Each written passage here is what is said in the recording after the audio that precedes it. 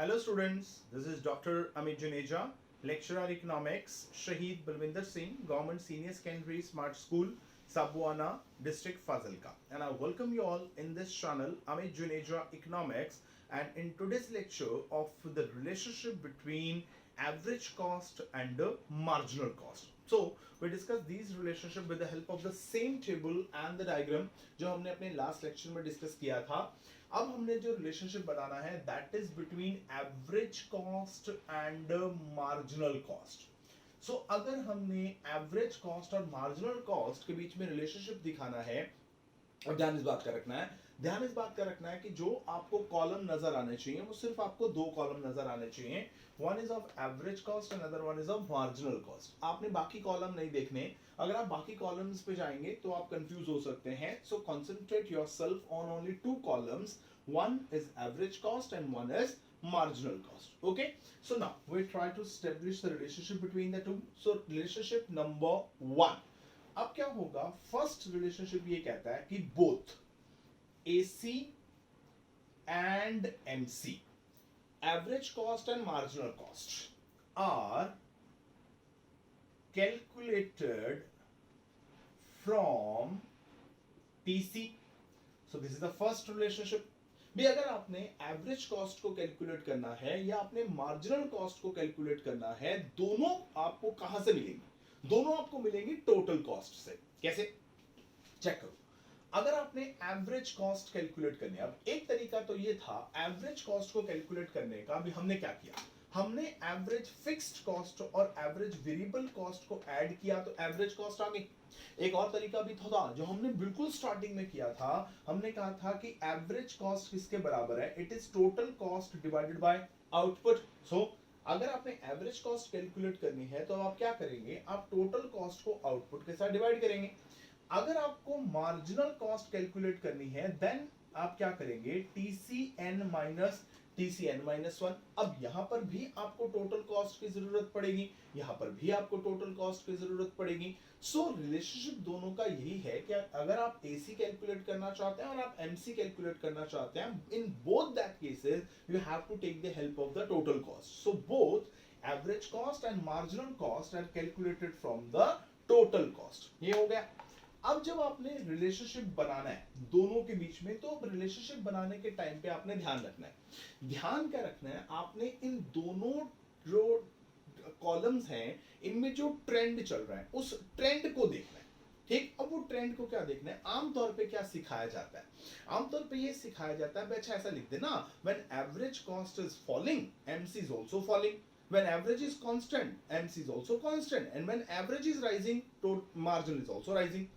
ऐसा कुछ नहीं है. मतलब ये सिखाया जाता है कि जब एवरेज कम होगी तो मार्जिनल भी कम होगी, जब एवरेज कांस्टेंट होगी तो मार्जिनल भी कांस्टेंट होगी, जब एवरेज बढ़ेगी तो मार्जिनल भी बढ़ेगी.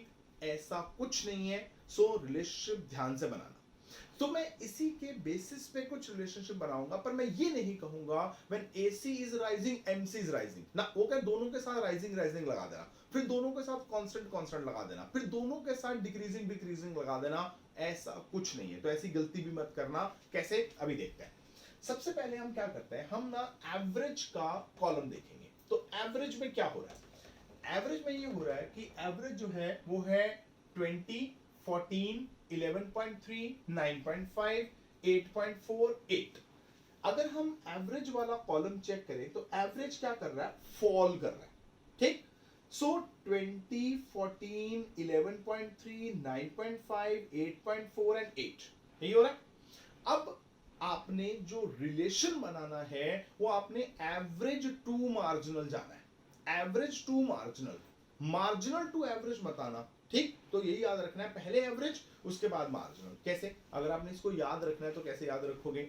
जो मैंने आपको कॉस्ट कर्व कराई थी, पहले मैंने आपको टोटल कॉस्ट कराई, उसके बाद एवरेज कराई, उसके बाद मार्जिनल कराई. बस आप ऐसे याद रख लेना कि पहले एवरेज कराई थी उसके बाद मार्जिनल कराई थी ना. तो हम एवरेज टू मार्जिनल गए थे, तो वहां पर भी एवरेज टू मार्जिनल ही जाना.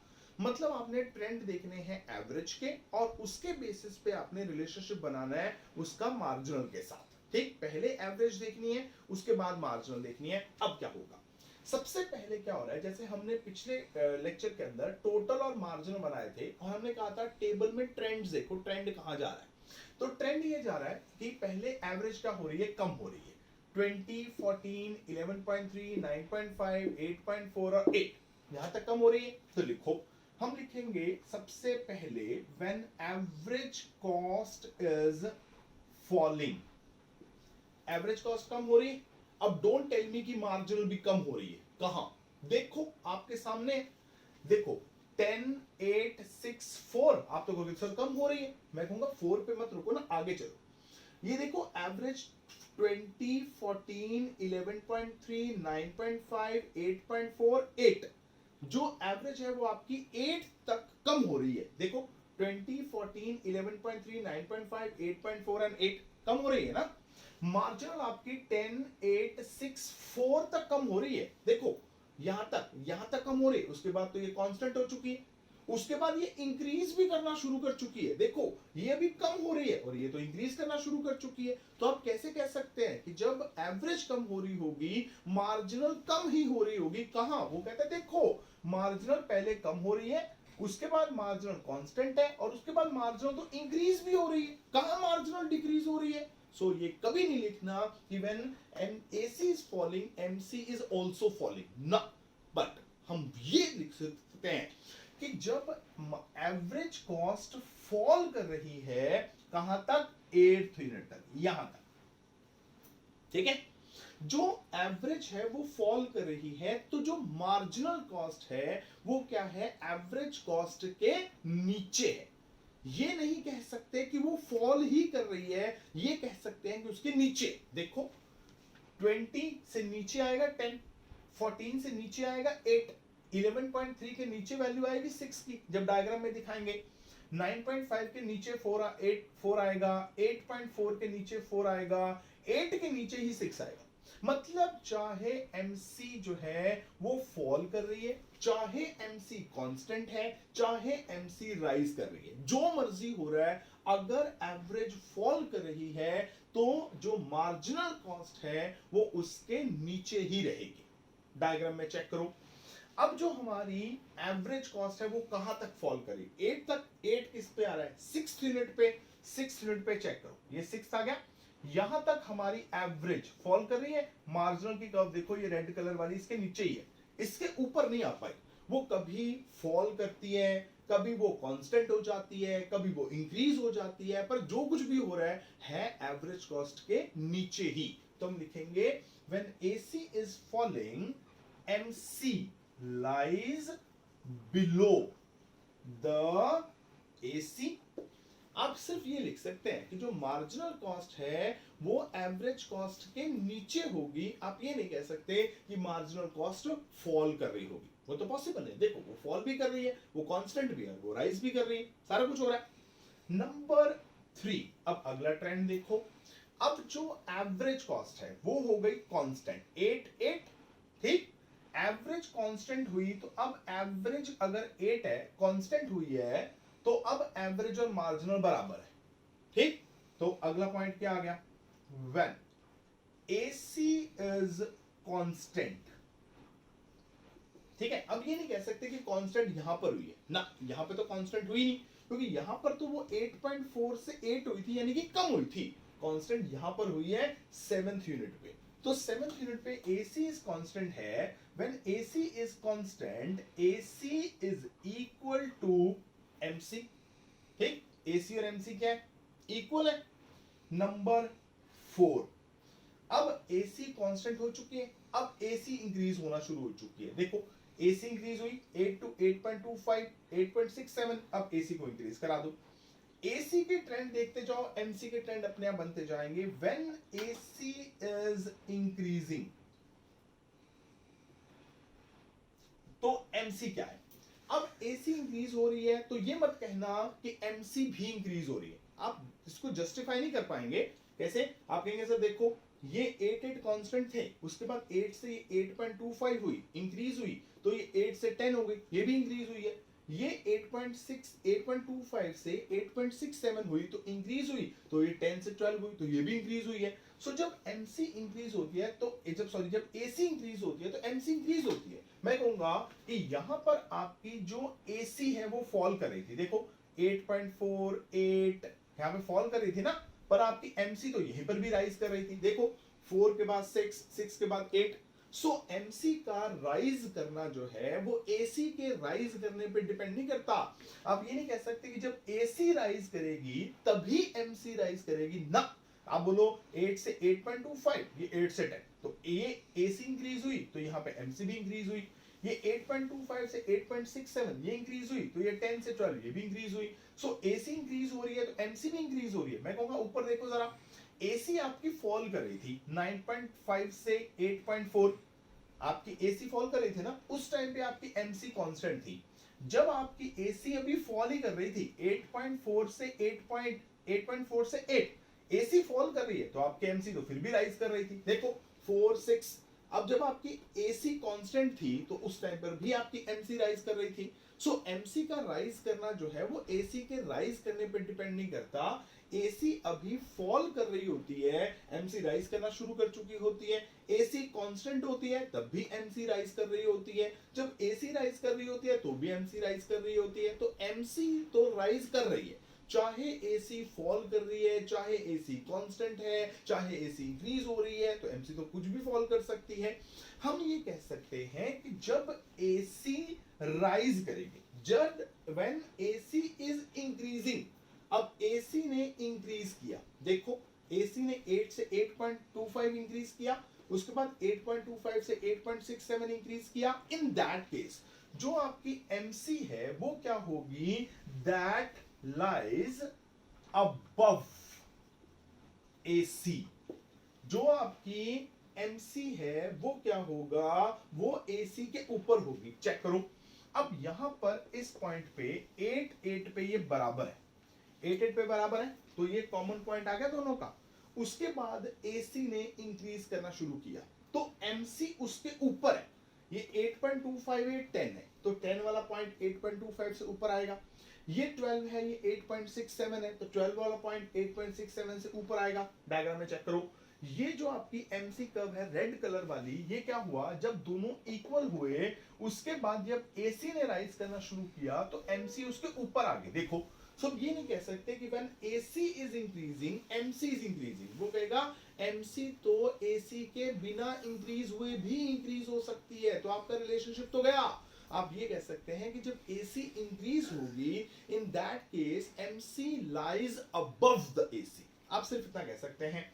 नंबर 5, जो आपकी एमसी कर्व है, MC cuts the AC curve, marginal cost cuts the average cost curve. अब देखो वो कट कर रही है उसको, ये मार्जिनल कॉस्ट ने कट किया यहां पे, ठीक है। अगर दो कर्व एक दूसरे को कट कर रही हैं इसका मतलब क्या है, दोनों कर्व एक दूसरे के बराबर है, तो यहां पे दोनों एक दूसरे के बराबर है। अब एवरेज कॉस्ट और मार्जिनल कॉस्ट कहां पर बराबर है, देखो ये रहा 8 पे बराबर है। उस पॉइंट पे आप ध्यान से देखें तो जो आपकी एवरेज कॉस्ट है वो क्या है, वो अपने मिनिमम पॉइंट पे है। तो अब देखो एवरेज कॉस्ट का पूरा कॉलम चेक करो और इसका मिनिमम पॉइंट ढूंढो कहां पे है। 20, 14, 11.3, 9.5, 8.4, 8, 8, 8.25, 8.67। अब इसका मिनिमम पॉइंट है 8, तो 8 तो यहां पर भी है और 8 यहां पर भी है। पर कौन से 8 को मिनिमम मानेंगे, ये वाले 8 को मिनिमम मानेंगे कि इसको मानेंगे, हम ये वाले को मिनिमम मानेंगे। क्यों, क्योंकि देखो 8.4 के बाद 8 हुआ, तो हम इस 8 को भी मिनिमम नहीं कह सकते। क्यों, क्योंकि अब हम कितना है, ये 8 आ रहा है 6 के सामने। अब हम जब 7th यूनिट प्रोड्यूस करेंगे हमें किस बात की क्या गारंटी है, अभी अगली वैल्यू 8 ही आएगी। अगली वैल्यू जो है वो 7.5 भी तो हो सकती थी, तो वो मिनिमम हो जाता। तो हम इस वाले 8 को मिनिमम नहीं मान सकते, क्योंकि अगर हमें अगली वैल्यू पता लगेगी तो हम कह सकते हैं कि पिछली वाली वैल्यू से ज्यादा थी कि कम थी। अगर अगली वैल्यू पता लगी तो 8 हो गए, फिर अगला 8th यूनिट प्रोड्यूस किया, फिर आए 8.25, अब पता लगा भी अब कॉस्ट हो गई ज्यादा, इसका मतलब पिछले वाला मिनिमम था। ठीक है, तो आप पिछले वाले को मिनिमम कह सकते हैं, इसको मिनिमम कह सकते हैं। MC curve AC curve at its minimum point, मतलब जहां पर एवरेज कॉस्ट जो है वो अपने मिनिमम पॉइंट पे होगी, तब क्या होगा, तब दोनों इक्वल होंगे। क्लियर हो गया? अब क्या हो रहा है, पॉइंट नंबर 6। अब पॉइंट नंबर 6 बड़ा इंटरेस्टिंग है और वो ये कहता है कि देखो अब ध्यान से, अब हम MC टू AC आने वाले हैं।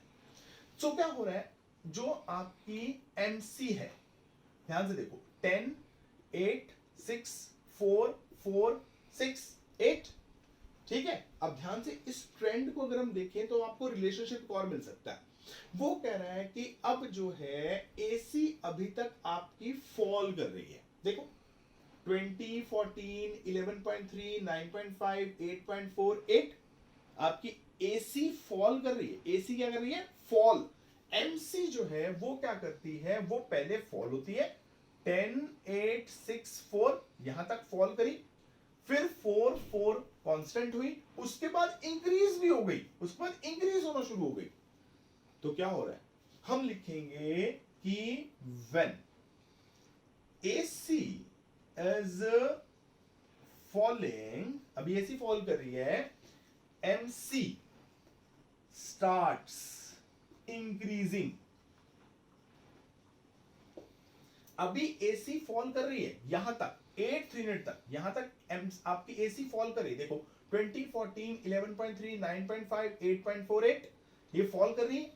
अब ये क्या कर रही है, ये फॉल कर रही है, उसके बाद कांस्टेंट हो गया, उसके बाद इंक्रीज होना भी शुरू कर चुकी है। So when AC is falling, MC starts increasing, MC starts increasing क्यों, इसलिए सो दैट ये क्या कर सके, so that it can cut AC at its minimum point।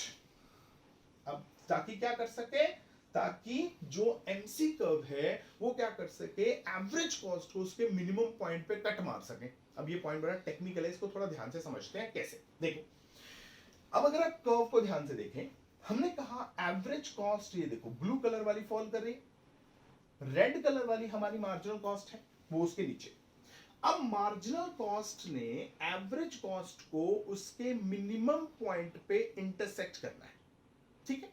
Marginal cost ने एवरेज कॉस्ट को उसके मिनिमम पॉइंट पे इंटरसेक्ट करना है। बट प्रॉब्लम ये है कि जो मार्जिनल कॉस्ट है वो है एवरेज कॉस्ट के नीचे।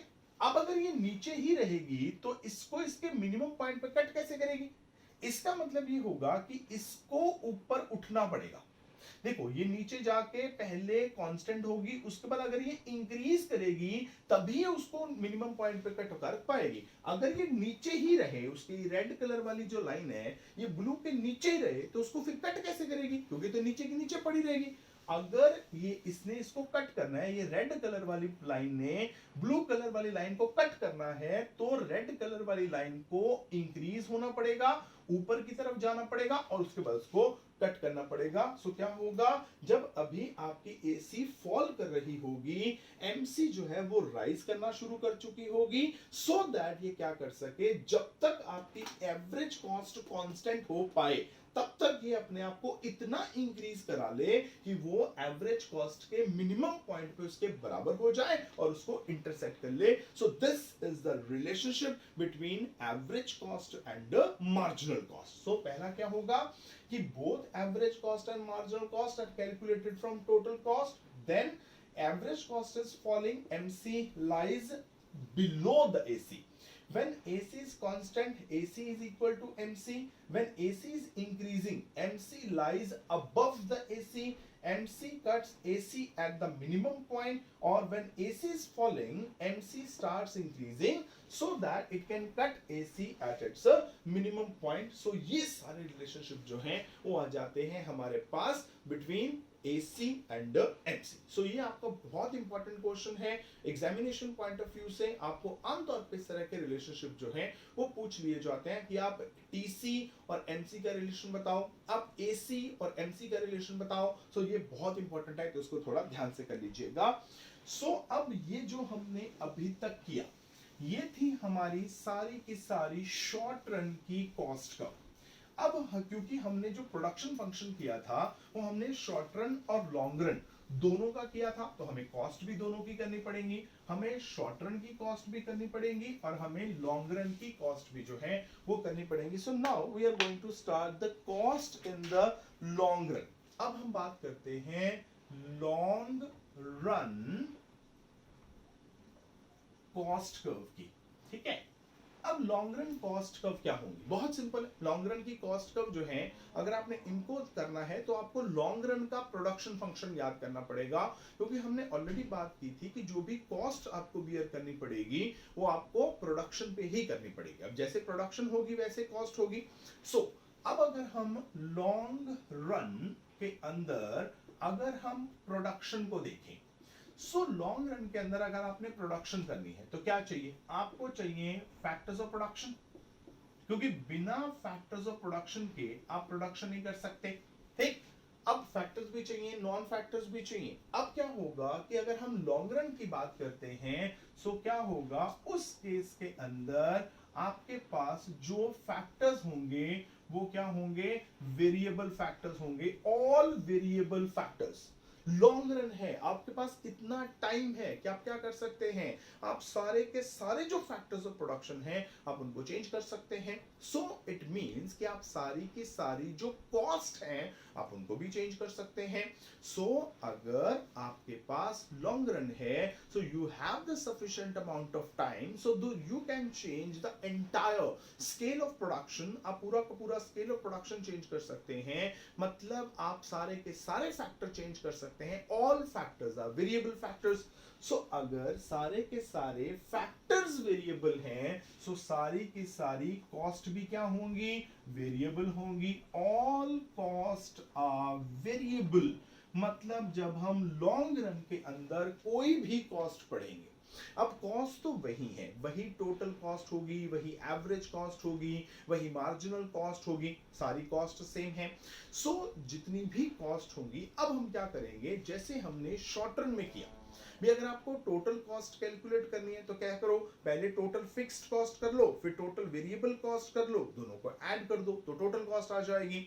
अगर आपको एवरेज कॉस्ट कैलकुलेट करनी है तो पहले एवरेज फिक्स्ड कॉस्ट कर लो, फिर एवरेज वेरिएबल कॉस्ट कर लो, फिर दोनों को ऐड कर दो तो एवरेज कॉस्ट आ जाएगी। मार्जिनल तो चलो होती ही वेरिएबल कॉस्ट है। अब हम लॉन्ग रन के अंदर ये जो हमारी कॉस्ट होंगी हम इनको बाइफरकेट नहीं करेंगे between fixed cost and the variable cost. क्यों, क्योंकि जो लॉन्ग रन है उसके अंदर कोई फैक्टर ही फिक्स नहीं है, तो फिर कोई कॉस्ट भी फिक्स नहीं है। तो लॉन्ग रन में कभी भी किसी भी तरह का फिक्स्ड कॉस्ट का जो फैक्टर है वो बीच में नहीं आएगा। मतलब हमने लॉन्ग रन में सिर्फ और सिर्फ वेरिएबल कॉस्ट को दिखाना है, हमने इसमें फिक्स्ड कॉस्ट को नहीं दिखाना। बस अब तो कुछ भी नहीं करना, अब तो बहुत इजी हो गया। हम फिर अपने पुराने टेबल यूज करेंगे विदाउट एनी चेंज। तो कैसे होगा, अब हम सबसे पहले जो कॉस्ट करने वाले हैं वो है टोटल कॉस्ट, ठीक है। बट टोटल कॉस्ट कौन सी, लॉन्ग रन की। अब टोटल कॉस्ट किस पे पड़ेगी, आउटपुट पे, ठीक है। अब मैं यहाँ पे सीधा ही टोटल कॉस्ट लिखूंगा। क्यों लिखूंगा, क्योंकि फिक्स कॉस्ट का तो चक्कर ही नहीं है, क्योंकि लॉन्ग रन में कोई कॉस्ट फिक्स है ही नहीं। अब मतलब सारे की सारी कॉस्ट वेरिएबल, मतलब कोई फिक्स कॉस्ट है ही नहीं। तो आपने क्या करना है, जो हमने शॉर्ट रन के अंदर टोटल वेरिएबल कॉस्ट वाला कॉलम बनाया था ना, बस एज इट इज उठा के यहाँ पे बना दो आउटपुट 0, तो कॉस्ट भी 0। क्यों, क्योंकि जब लॉन्ग रन होगा, लॉन्ग रन में जब एक प्रोड्यूसर ने प्रोडक्शन करनी नहीं तो वो क्या करेगा, अपनी फैक्ट्री बंद कर देगा, उसको बेच देगा, मार्केट को छोड़ के चला जाएगा, तो काय की कॉस्ट तो पड़ेगी नहीं।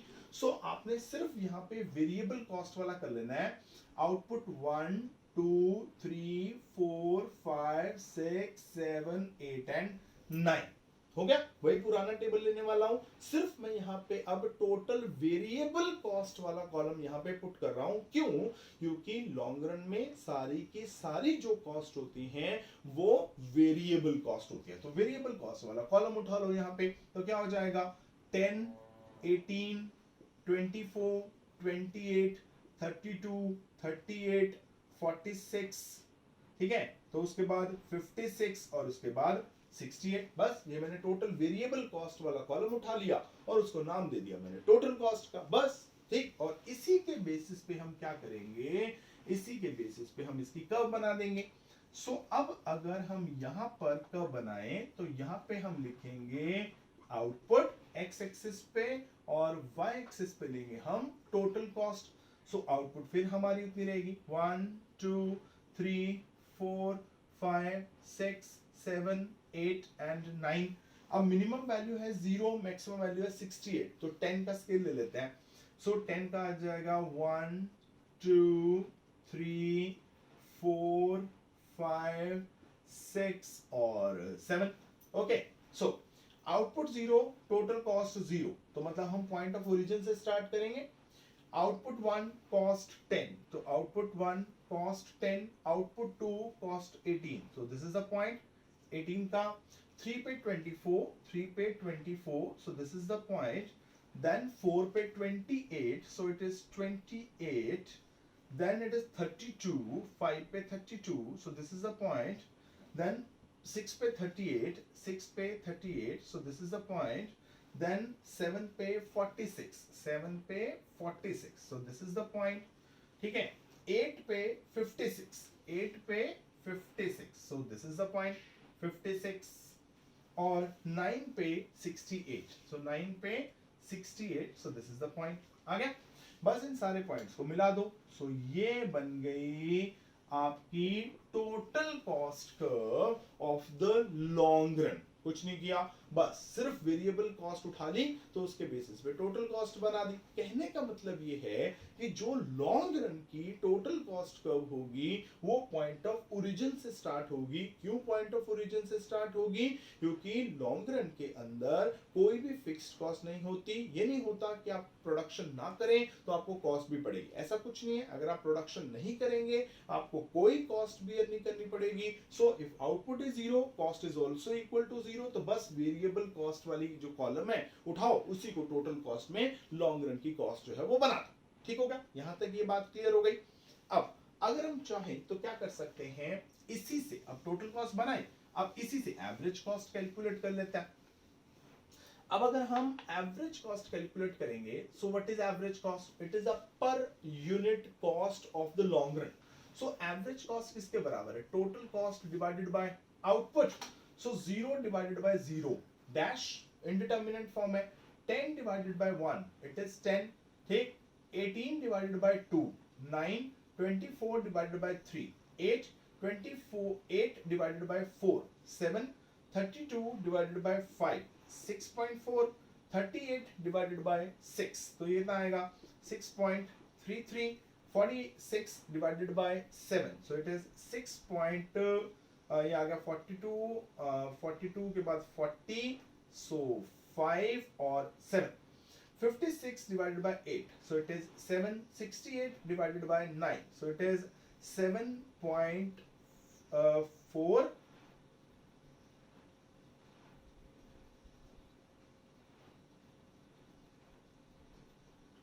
It is 47. Okay, so this is your average cost. ठीक, तो अब क्या कर सकते हैं, अब आप यहाँ पे एवरेज कॉस्ट की कर्व बना लीजिए।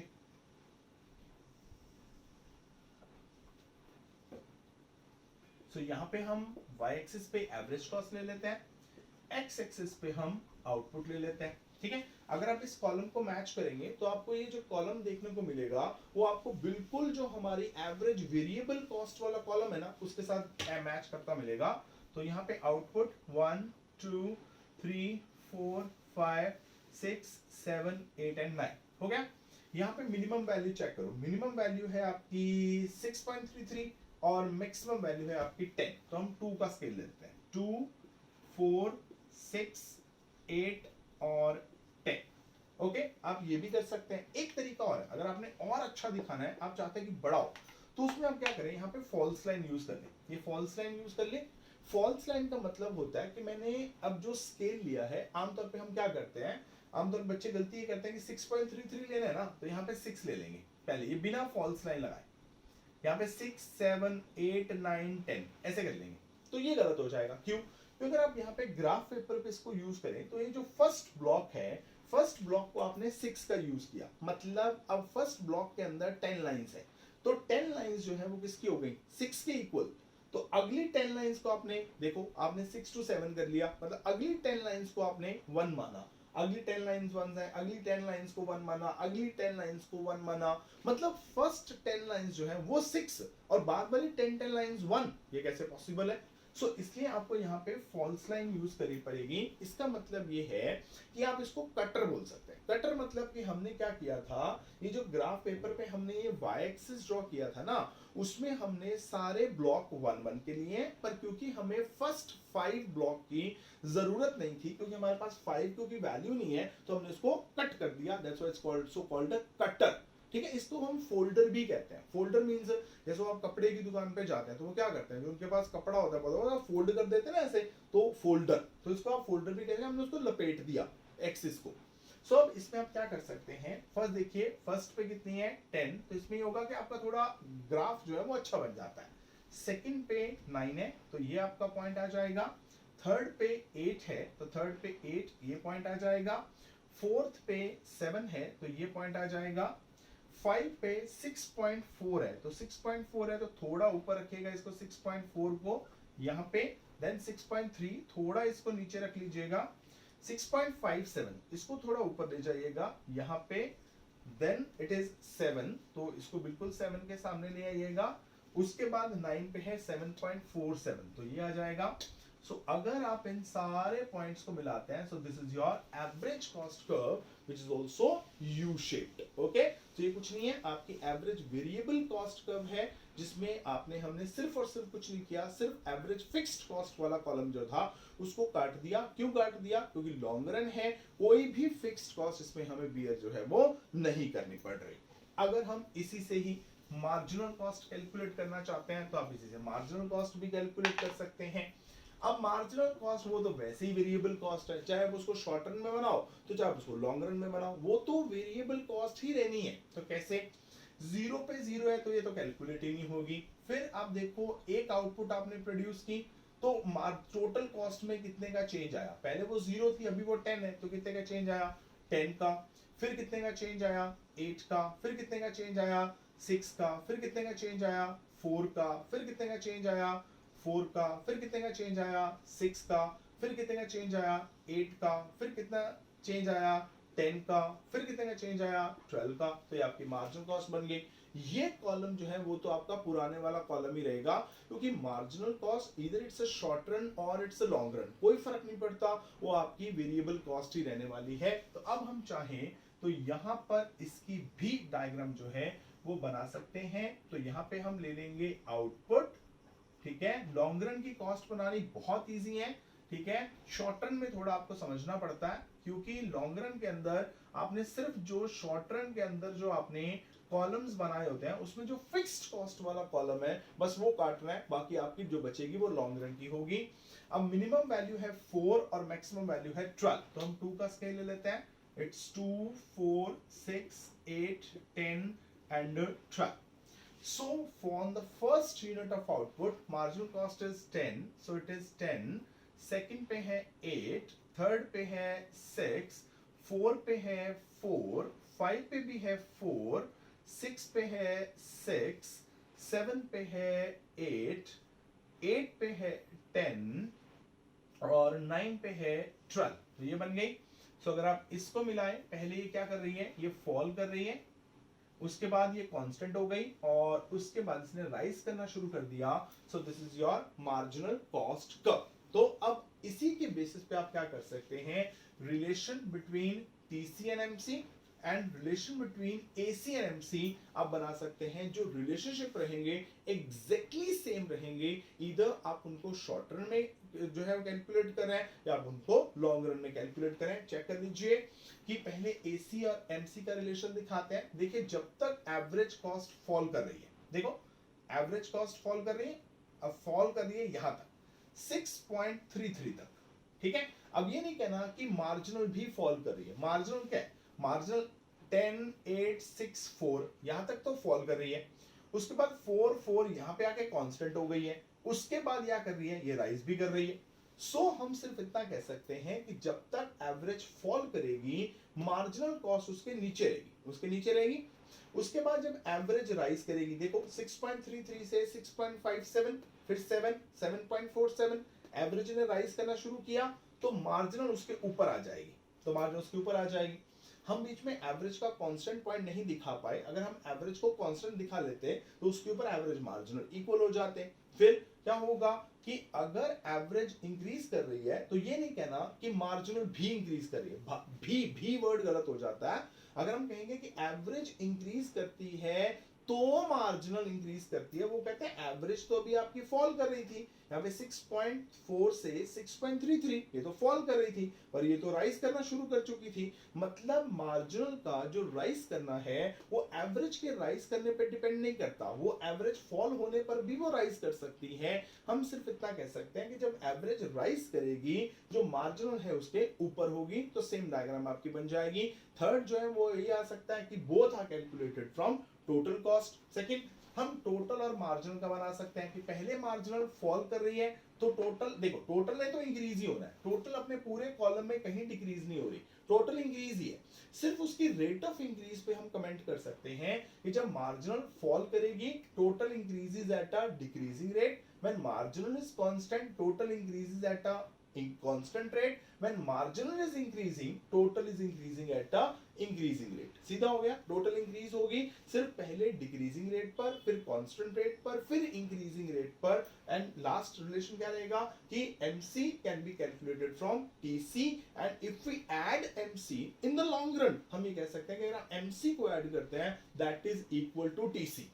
ठीक है, क्यों? क्योंकि टोटल कॉस्ट और टोटल वेरिएबल कॉस्ट जो है लॉन्ग रन के अंदर दोनों सेम होंगे, क्योंकि लॉन्ग रन के अंदर कोई भी फिक्स्ड कॉस्ट जो है वो नहीं होती। So this is how we can calculate the long run cost curve. So this is all about today's lecture. So we meet again in the next lecture with some more concepts related with cost. Till then, it's goodbye from my side. Thank you very much and all the best.